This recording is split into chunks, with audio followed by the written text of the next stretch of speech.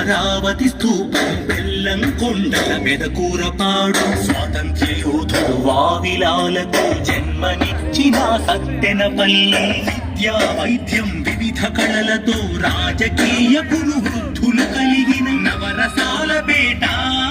మన నరసరావుపేట గిరి దుర్గం కలిపిన spinning granite మిల్లులు వెలిగి వెన్న ముద్దల చిన్న కృష్ణుని చెంగీసు ఖాను పేట